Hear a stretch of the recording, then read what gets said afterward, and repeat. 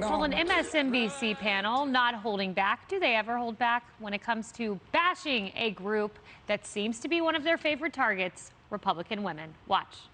We can't demonize, don't demonize women. I have to tell you, I don't know if that's my ministry, because when we talk about Republican voting women who are supporting candidates who are openly racist, who are openly sexist, who are openly misogynistic, who are openly xenophobic, I think that is an easy demographic to demonize. A real problem is that Republican women are in this mode, and specifically white women, where in a way they do benefit from the patriarchy, right? And so they are feeling or participating in the same kind of story of economic insecurity, or a right or a privilege that they believe their white husbands and sons and fathers deserve is going to a person of color. So it appears they picked up the talking points of Sunny Hostin, who on Friday vilified black Republicans too. Watch this.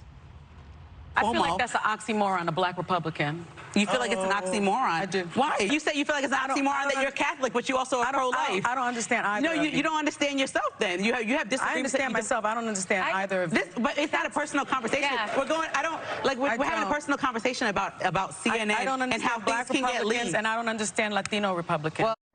Erin. Wow, every now and then the view gets interesting, and then 2 seconds later you move on. I thought it was interesting, too, because we're in the business, so we know. So she's playing with what looked like her earpiece. Maybe it was an earring. I wonder who was saying what. Yes. I bet somebody was talking to Sunny. You know what? I loved the comeback from the other host who said, well, then you don't understand yourself. I mean, there is just this misunderstanding that we are all the same. But apparently, Sunny didn't get the message that we're all individuals, no matter what our skin color is. Right? So she can think that she doesn't understand a black person who doesn't think like she does. But the rest of us all know that she's in the minority on that point because we're all individuals. I don't know. Maybe she's just suffering from a lack of attention. I'm not sure why she would say something. It's not just ignorant, it's insensitive. Yeah, it is. And also ignoring the past. 2016, they tried this. They tried irredeemable if you're a Trump supporter, deplorable, but yet they still vilify. They're outright, Tiffany Cross saying it's okay to demonize this group. Sunny Hostin doing it less overtly, but doing it nonetheless. You know who has a big smile on her face when she sees those clips? One Ronna McDaniel, because let's take the first clip. Women who vote Republican. Let me tell you, women who vote Republican coming up in 2022, those women are curious about their kids learning ridiculous stuff in schools, and they're worried about their kids being victims of crime. So even if they are Republican, Democrat, and Independent, they're going to vote Republican because the Republican Party is putting forward a platform that says, hey, we're going to keep this stuff out of your kids' schools. We're going to keep your kids safe. Secondarily, to the point on the black and Latino women, has she seen any of the recent polling specifically with regard to the Latino voter?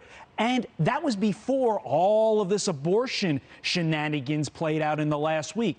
Latino women, by and large, Catholic. Black women, by and large, very religious. Do you think that abortion play by the left is really going to push these individuals to the Democratic Party? Me thinks not. It's going to go the exact opposite way.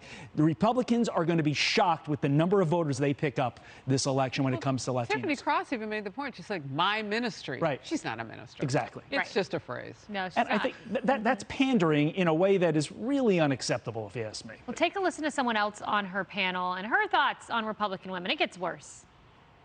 Being respected for being a traditional woman is safer, is better than having to kind of go at it on your own. I think there's a lot of affiliation with racial status. It is part of what grants, white women, whether you're liberal or conservative, a large degree of privilege in society. And there are a lot of white women who really want to hang on to that. The Republican women can't go it on their own, Emily, and they're also racist.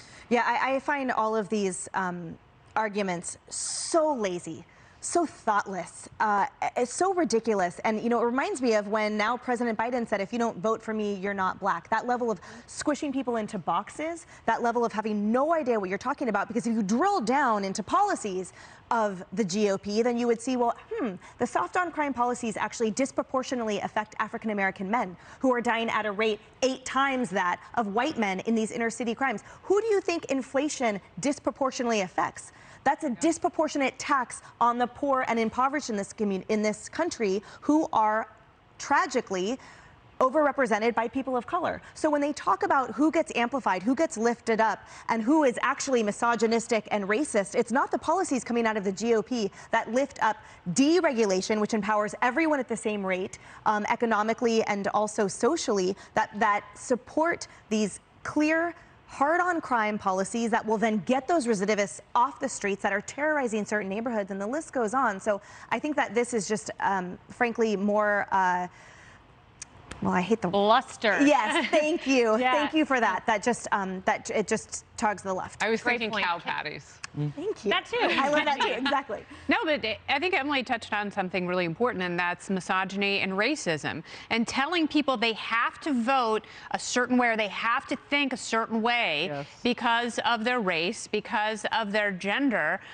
it's so short-sighted. And obviously that sort of thinking is tempered with hate. And all I would say of these people who form these opinions with very little incoming information or curiosity, go to the middle of the country and talk to people and ask them why they vote the way they do. Ask them how they're connected to their communities and their families, and how does that influence how they see the world and how they want to make it better by whom they vote for. They might be very, very surprised. They don't care. Problem. No. Yeah, they sit in the confines of Manhattan. And in a bubble. Therein lies the problem.